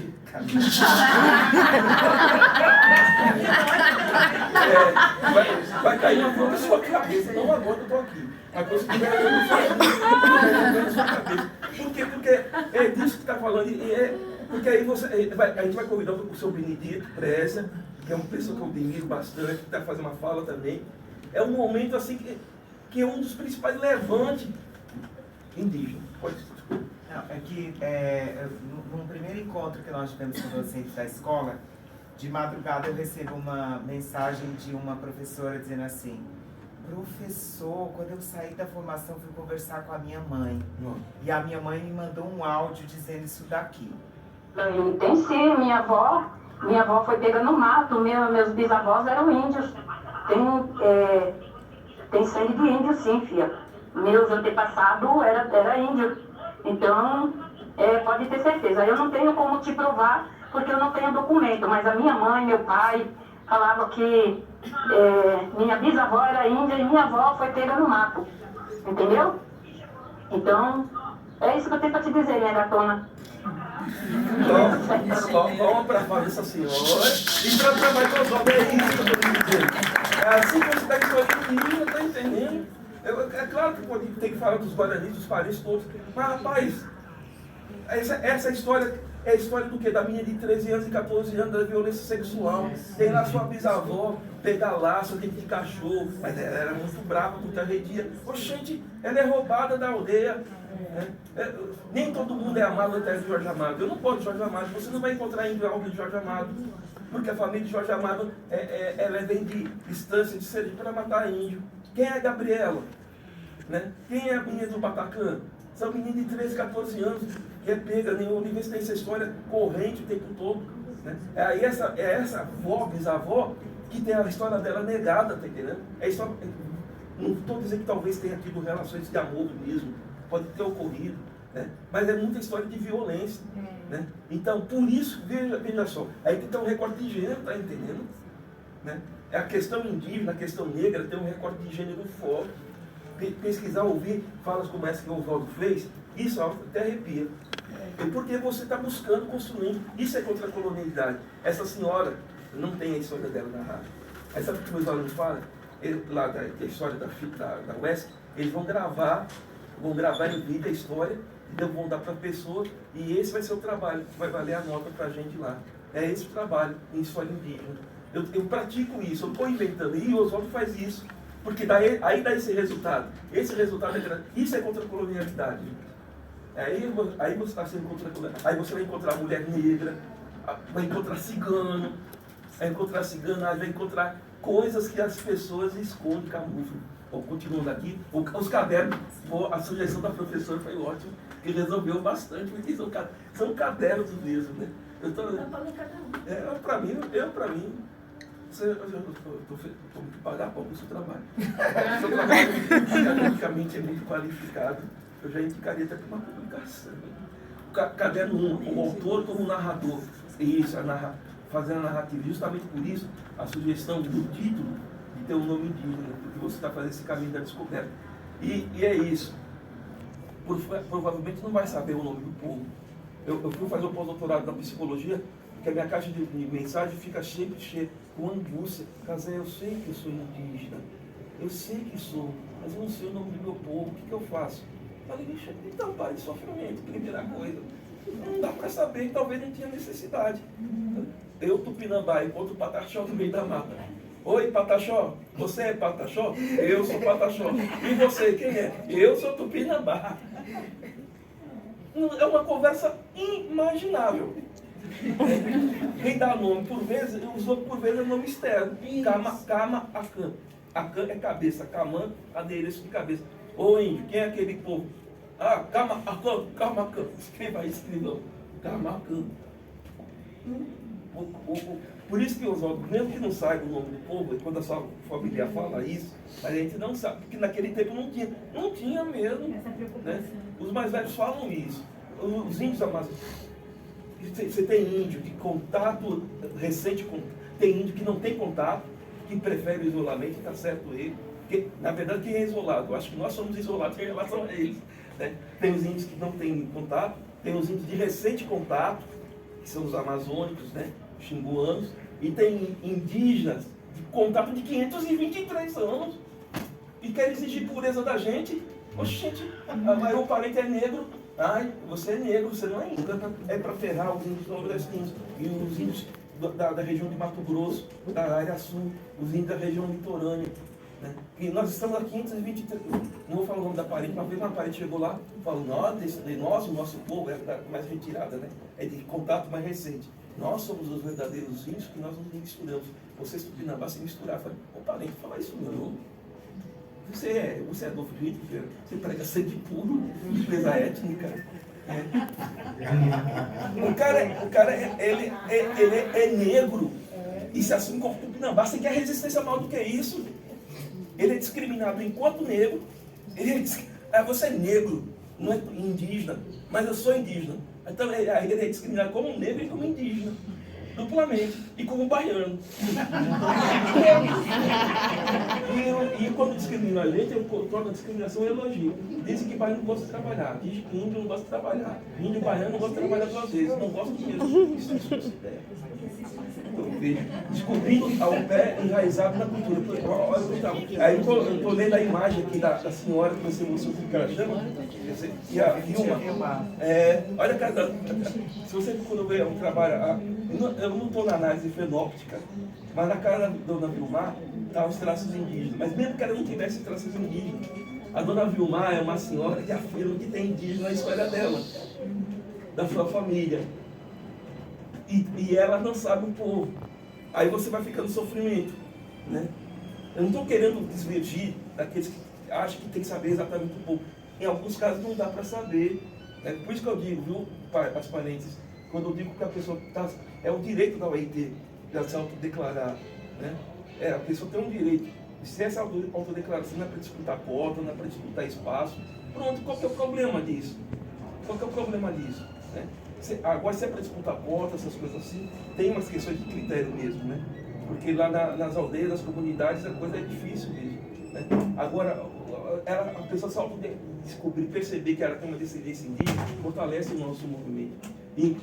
Os encontros dos professores aqui, aqui ele vai mostrando, viu gente, ele é generoso, ele coloca passo a passo de como ele fez as coisas, né? Que são os cadernos. Aí ele vai narrando aqui os encontros e professores, cadernos e professores, ele vai narrando como que ele praticou, colocando em prática os sonhos, saberes e conhecimentos. Eu até coloquei, você colocou em prática seus sonhos, né? O caderno 3, os estudantes do teatro, as fotos são muito bonitas, né? Estão em diálogo, proposta de exercício. Ele tem uma generosidade que vai narrando como ele faz. As considerações finais em busca de uma pedagogia decolonial, que a gente reforme a plena consciência de que muitos de nossos problemas são problemas da humanidade. Dessa humanidade que nos construíram enquanto subjetividade. É isso, né? As coisas têm que ser reconstruídas. No caso do povos indígenas, não é só o racismo que é estrutural. É o genocídio e o etnocídio. E o genocídio, e aí eu conversei isso com a Clarissa, viu, meus parentes? Eu não consigo fazer discussão identitária. Tem escola que me chama, Casé, você faz uma apresentação, fala, olha, não é do meu feitio. Né? A gente canta, a gente dança, a gente faz as coisas, fuma o cachimbo, faz a roda. Mas aquilo que eu chamo isso de espiritualidade, que chamar de apresentação pode ser. Né? Mas eu vou fazer a discussão estrutural, senão vira identitarismo, qualquer questão de identitarismo. A gente está na onda agora, né? Os parentes sabem disso. A gente está na moda, bonito. Nossa, como vocês são bonitos. Eu acho que a gente é bonito mesmo. Nossa, como vocês são bonitos. É bonita mesmo. É bonita. Mas vai lá no Mato Grosso. Tem um índio preso, que é o Magno, que foi candidato ao governo do estado pelo PCO. Você está sabendo disso? Tem um indígena preso. Eles prenderam 10 indígenas no Mato Grosso do Sul com o porte de arma, sendo que é uma arma só. Liberaram um, porque era idoso, liberaram 8. Um ficou preso, está preso até hoje. Qual que é o crime do cara? Ele foi candidato. Indígena que discute só a cultura, nossa, indígena que discute Mapuche. O maior número de presos políticos na América Latina é de indígena, Mapuche. Coloca o Mapuche aqui para falar. Ele vai politizar sim, vai dizer que é culpa do capitalismo, vai dizer que o Estado do Chile é um Estado opressor, um Estado terrorista. O novo presidente, que dizia o democrático, as primeiras ações de terror foi sobre o povo Mapuche, que luta pela independência. Pega os zapatistas. Né? Então, a discussão, quando ela é feita estruturalmente, você incomoda as pessoas. Né? Porque não fica só no identitarismo. A maioria das pessoas, Oswaldo, não, e por isso que o seu trabalho importa, não sabe nada sobre índio, porque ele está lutando pelo direito à terra. O poder dos ruralistas é grande. Esse país é um país invadido. A Rússia invadiu a Ucrânia, o Brasil foi invadido por Portugal em 1500, eles nos invadiram. Nós estamos em guerra de resistência. Eles não fazem guerra, eles fazem massacre. Por isso que você não pode saber da gente. E a nossa forma de ser é bonita, mas ela é socializante. Você está disposto a viver uma coletividade em que nada... Ai, essa bicicleta é minha. Não tem disso. Você mora numa comunidade, a bicicleta tem que cruzar. Né? É coletivo. Eu estou falando de anarquismo, de Bakunin, de Karl Marx. Estou falando que nós temos uma forma de vida que ela não bate com o capitalismo, com o mercado, com o Estado. Né? Você não pode ser a favor dessa forma de ser. Né? Você pode ir no dia, eu vou ayahuasca, né? Viva ayahuasca. As pessoas chegam para mim, Casé, vou fazer uma roda de ayahuasca? Então, eu não uso ayahuasca. Nossa, como você não usa ayahuasca? Você não é indígena? Mas eu não uso ayahuasca.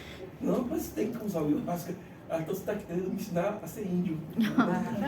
Então meu povo tem outra tradição, a gente usa a jurema, a gente usa outras coisas. Então a gente não usa o ayahuasca, tá vendo? Essa é tipo de uma visão de alguém que quer ser a favor da gente, mas está eu acabei de falar aqui, é uma discussão do identitarismo, fica aqui. Né? Aí já Yanomamis morreram, a gente viu as mortes. É a floresta amazônica. Macron não é um aliado, Macron é um inimigo. Né? O interesse internacional sobre a floresta amazônica, sobre nós, não é sobre nós. É interesse de internacionalização da floresta amazônica. Porque quando morre um indígena no Mato Grosso do Sul, ninguém fala. Quando morre no sul da Bahia, só cedo já morreram 4 com tiro na cabeça, tá entendendo? 4 no sul da Bahia, Pataxó morrendo com tiro na cabeça. Não ganha destaque. Não ganha destaque. Tem que ganhar destaque sim as mortes dos Yanomamis. Mas como é território, que é território sul da Bahia, Mato Grosso do Sul, você não tem isso, tá certo? Então é proposital. Por isso que o trabalho de Oswaldo é um trabalho que ele fala igual, tem que parar de ser meio uma baiana. Ele bota para fuder mesmo. É um trabalho que coloca em pauta nossas questões de uma forma firme, clara e comprometida com a nossa luta. Os apêndices, ele é tão generoso que nos apêndices ele coloca tudo que ele fez. Ele mostra, se você quiser depois fazer uma pesquisa a partir da pesquisa que ele fez, eu daria uma pesquisa. Mas ele mostra, ele coloca, disponibiliza todas as fontes. Então, parabéns a tu, a professora Carminda. Não precisa responder nada, que isso aqui você percebeu que isso não foi uma arguição, né? Isso foi uma conversa, um diálogo e um baita ideologia, um trabalho merecedor de todos os méritos. Ao Ere, Cueca Capurete e os 15 encantados estejam sempre contigo.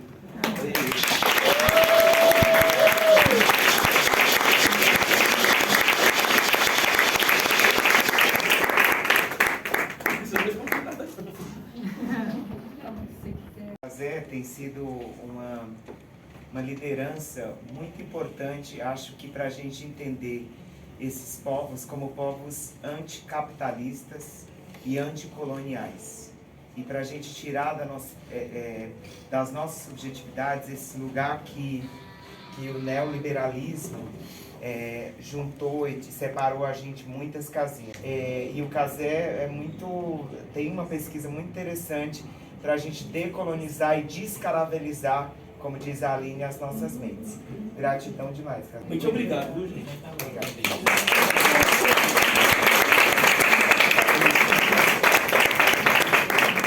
A gente quer te ouvir. Ela tem palavras lindas. Com certeza. Eu estou bem feliz.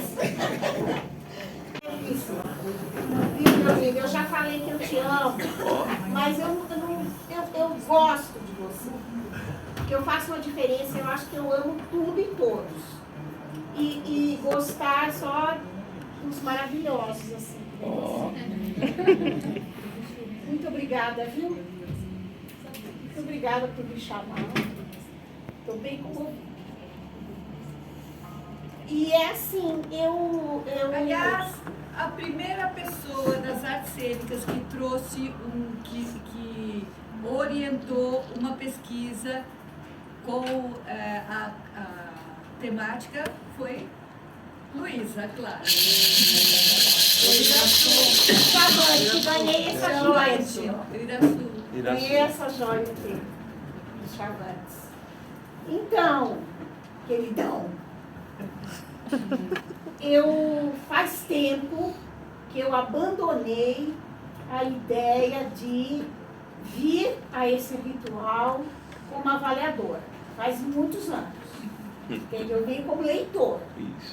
Então eu li esse livro, que eu espero que ele seja reproduzido para milhões, e já indicando que ele tem que ser reproduzido para milhões. Pronto.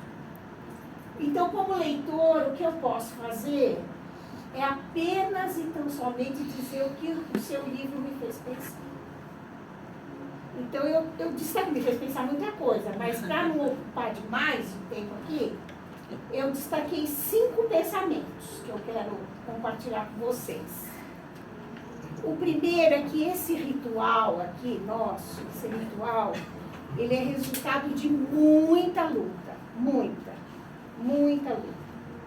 Muita luta e o cruzo de muitas políticas públicas que a gente vem aí, né? No meu caso, 40 anos. Porque em 1983 eu comecei a trabalhar como professora, olha só, gente. Em 1983, a gente está em 23, entendeu? 40 anos. Então, muitos cruzos de muitas políticas. As políticas da tua formação inicial, da minha, das nossas, né? As políticas de ter uma rede pública de educação básica, municipal, nessa cidade que a gente é muito parceiro, que a gente está sempre junto, que deixa a gente fazer muita invenção, que a gente está sempre inventando junto. A política desse mestrado profissional, né, que essa política. A política de existir esse A aqui na Barra Funda, né, que a gente chamava de Neverland, que nunca vinha para cá, não é? Lá no Ipiranga, que era pequenininho, e a gente é muito grande, não cabia lá. Né? Aqui mudou muito a nossa vida, melhorou. Essa lei 11.645, essa lei, né? E que nenhuma dessas políticas surge de boa vontade de ninguém. Não é um presentinho de boa vontade, de gente boazinha, né? Foi muita luta mesmo, muita luta. Então, este ritual, eu sempre uso essa, a Carlinda sabe. Eu estou há 23 anos aqui, eu sempre uso este momento como um ritual e que nós transfiguramos total, não é, Carlinda? A gente vem transfigurando esse ritual, mas é um ritual. É um ritual no sentido mais antigo da palavra ritual, que é aquele encontro de tornar a gente mais junto. O ritual sempre torna a gente mais junto, em torno do que a gente acredita. Então, eu fiquei pensando isso, nessas décadas de luta aí, e nesses séculos de luta aí. Pensamento 2. Essa dissertação, ela realiza uma ideia que a gente vem tentando, que a gente vem aliando como pesquisa, junto com as nossas pesquisas temáticas, que é a ideia de que a gente não fala mais de objeto de pesquisa. Eu falo isso no seminário, né? A gente não fala objeto de pesquisa, a gente fala interesse de pesquisa, foco de pesquisa, assunto de pesquisa. E o Zé Leonardo, nosso amigo aqui, ele fala cisma de pesquisa e a gente gosta dessa palavra também. Tem uma cisma. Então a tua cisma, entende? Você trouxe tão lindo na sua apresentação, essa cisma ela vem de muito longe, ela vem do espírito, mas encarna, cola ali, né? Esse corpo se entregou. Então ela realizou isso, porque ela trouxe essa cisma, a tua descrição, a língua que você trouxe para nós, para a gente poder ler a experiência que você reportou, você já avisa que é o narrador, isso a gente faz, também é uma busca nossa aqui, né? Não é aquele neutro mais, né? Então a tua dissertação ela é um exemplo vivo da nossa luta para encarnar a palavra do conhecimento, para estar ali colado, falando na primeira pessoa, quando é primeira, e nas múltiplas, quando são múltiplas mesmo, não é aquele sujeito indeterminado que ninguém sabe quem é que está falando, né? Cantou-se, comeu-se, correu-se, não. Você, quando é o coletivo, todo mundo que você convidou, né? Você convidou. Então, eu fiquei pensando isso, porque esta dissertação, ela realiza isso. Isso de mostrar que o mundo não é um objeto. O mundo é um ser vivo, pulsante, com movimento, né, que a gente não controla, que nos ensina.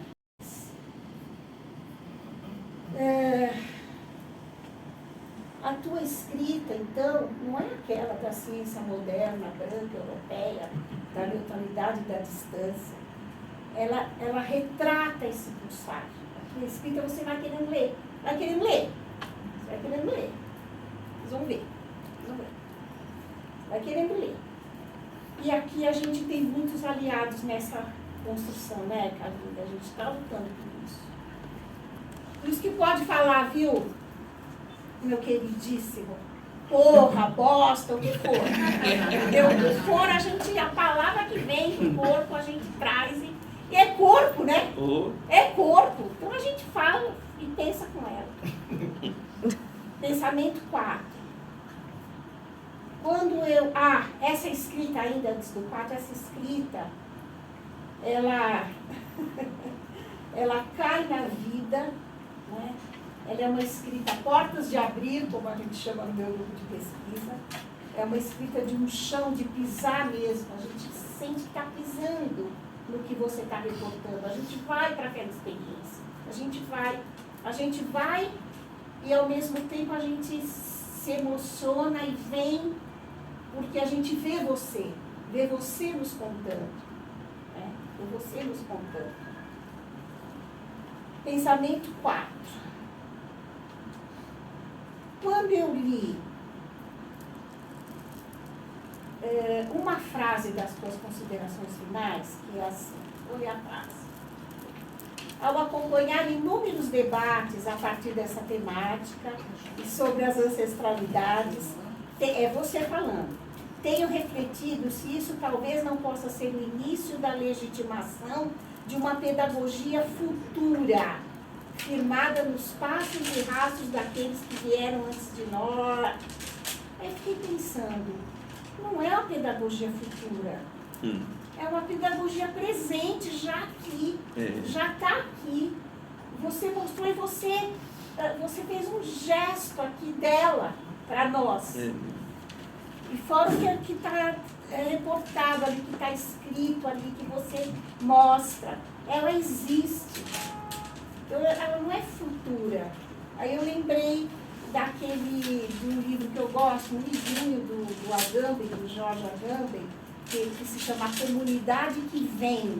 Ele não fala comunidade que virá, porque essa que virá é dessa educação aí, essa educação da BNCC, essa que a gente não quer. Que é assim, a que virá, entendeu? Os jovens têm que realizar a transformação social, os jovens farão, educar para depois. Nós queremos aquilo que já vem, que já está aí. Não o que virá, mas o que está vindo já. E já está vindo, já chegou essa pedagogia. ela não é futura, ela já é. Ela já é. Fiquei pensando nisso. E 5, para terminar, essa dissertação, ela realiza 2 sonhos meus, que eu nem gosto de chamar de sonho, porque sonho está muito conotado assim, persiga o seu sonho, sabe? Traga o seu sonho. Tá, Ana Maria Braga, de manhã cedo. Persiga o seu sonho, né? Não, cacete, não.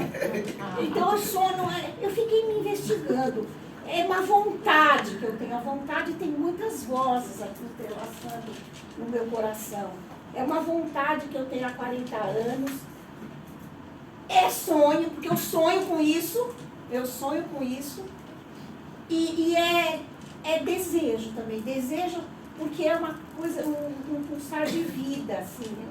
É quase uma tara que eu tenho cultivado, que é a seguinte, que você realizou aqui. É a seguinte.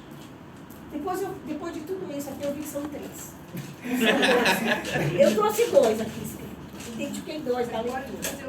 Mas agora 3. 2. 1. Desde então, de 83 que eu estou trabalhando com professores, eu alimento essa vontade de ver os professores narrando suas histórias de aula.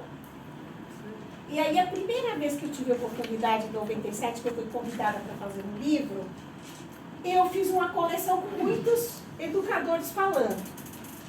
E aí, porque eu queria isso, que ouvir os educadores contando, sendo esses narradores da sua experiência. Né? Porque é aí que você aprende com eles. Então, você realiza esse, que é o Profatis, é isso. É isso. E você realizou magistralmente. E o outro sonho, esse de trazer a voz dos povos originários, rompendo com aquela ideia que às vezes chega aqui, às vezes chega ainda, vamos falar a verdade. Vou dar a voz. E a gente fala, não dá a voz nada, gente. A voz está lá. A voz está lá. Então, o que nós vamos fazer é contar aquilo que a gente ouviu. Né? E convidar para falar. Convidar para vir aqui também. Né?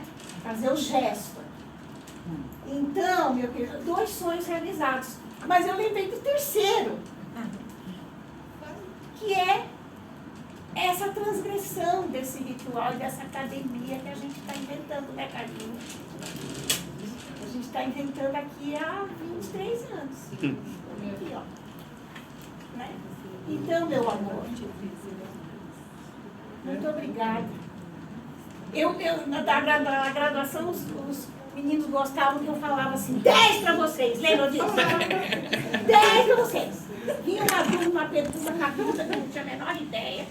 Eu falava 10 para vocês. Mas eu não falo mais. Concordo que eu não falo mais, porque eu não sou avaliadora. Eu sou a leitora, então não é 10 para você.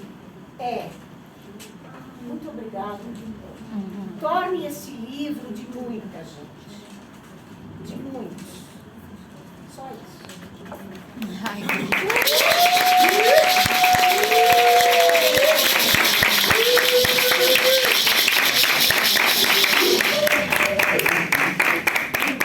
Professora Luísa, porque é uma honra muito grande, né? Uma pessoa que não aceita mais banca e aceitar estar aqui. Então Tem gente boa agora fazendo coisa boa, então aceita. Então agradecer demais, porque para além de uma figura que está numa postura hierárquica, a Luísa é, antes de tudo, uma camarada. E a gente precisa encontrar e refazer essas redes para a gente se entender e a gente reconstruir absolutamente tudo. Obrigado.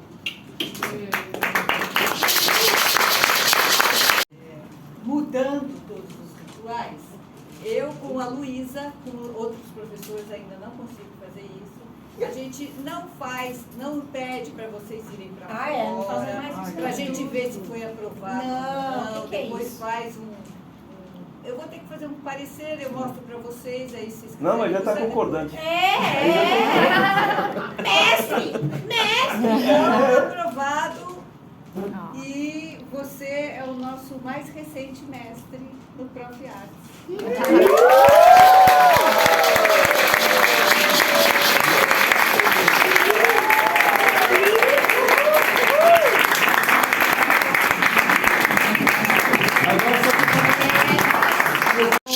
Tem ciência, todo índio tem ciência.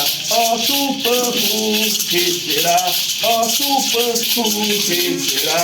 Tem a ciência divina, tem a ciência divina. No tronco do Jurema, no tronco da Jurema. Heia, heia, heia, heia, heia, heia, heia, heia, heia, heia. Todo índio tem ciência, todo índio tem ciência. Ó Tupã, o que será? Ó Tupã, o que será? Tem a ciência divina, tem a ciência divina. No tronco da Jurema, no tronco do Jurema.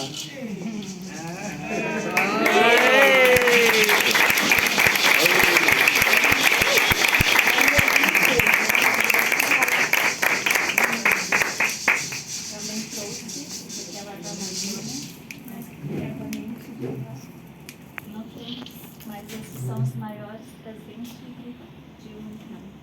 E para ver que realmente já para você passou direitinho.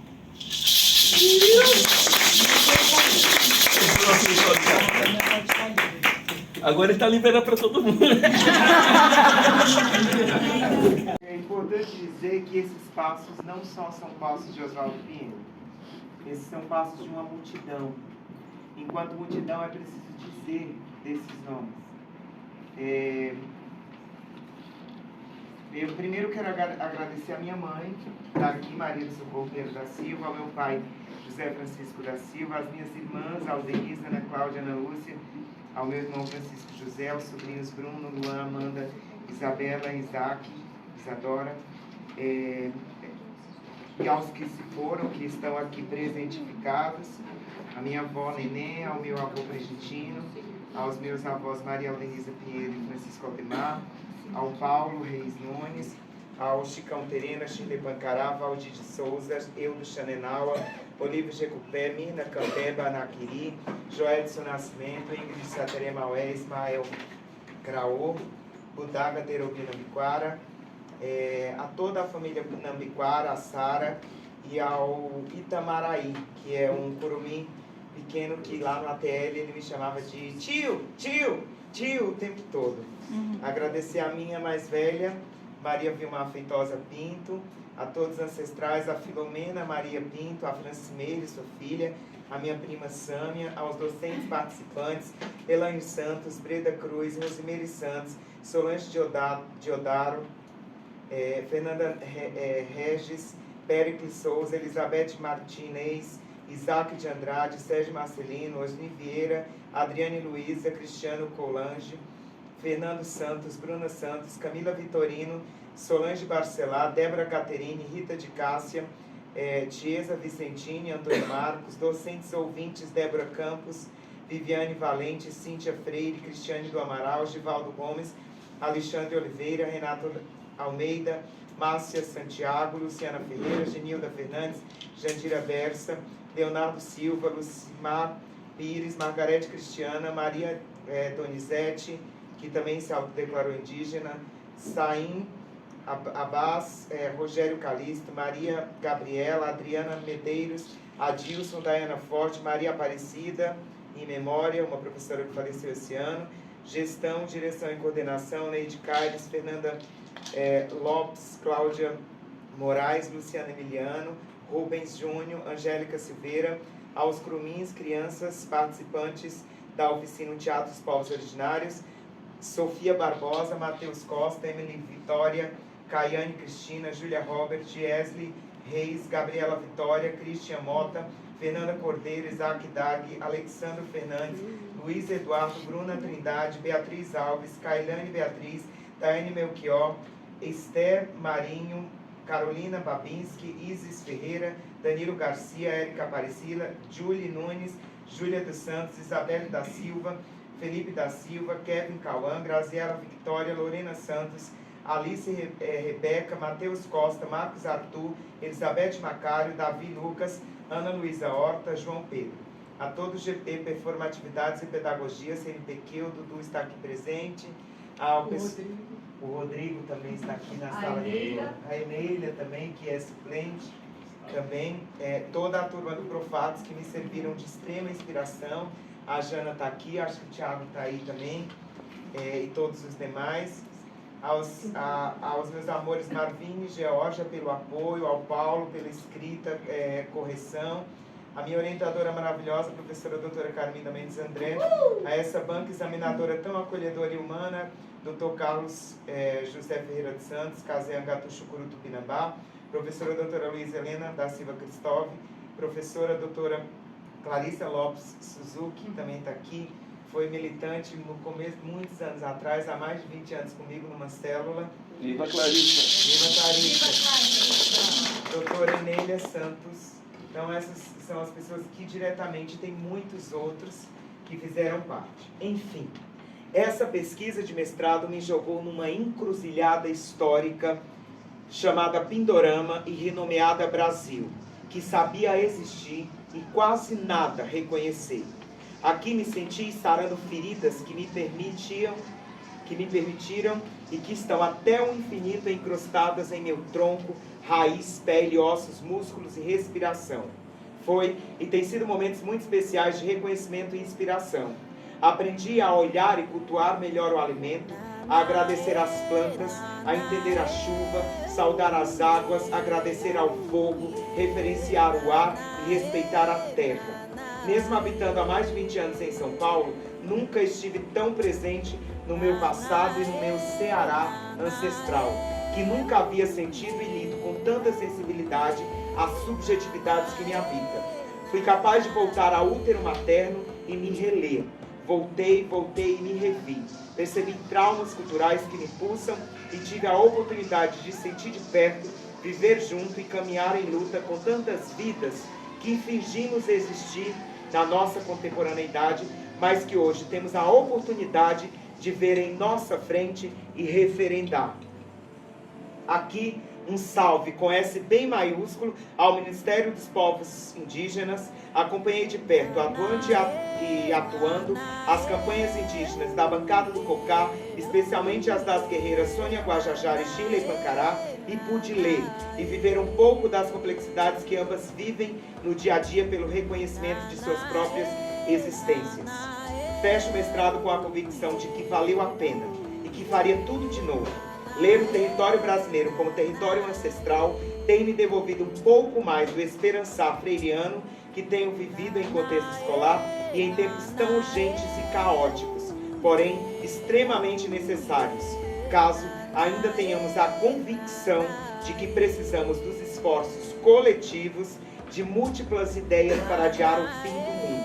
Obrigado, parentada gigante, que muito me orgulha e que mantém extremamente agradecido por estarem há mais de 500 anos segurando o céu, alimentando o nosso existir e tantos devires pela emancipação de todas as vidas existentes no planeta.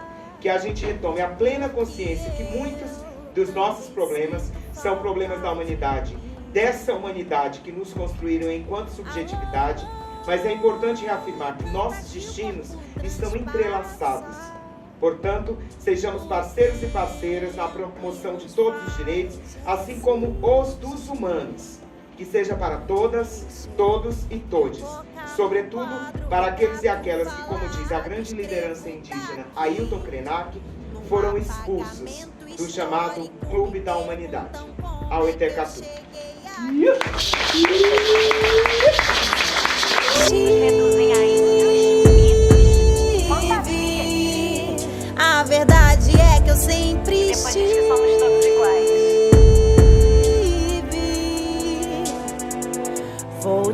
contar uma história real. Um a um morrendo desde os navios de Cabral.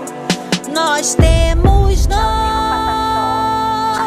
não somos números. Nós temos nomes, não somos números. Pra me manter viva, preciso resistir. Dizem que não sou de verdade, que eu não deveria nem estar aqui. O lugar aonde eu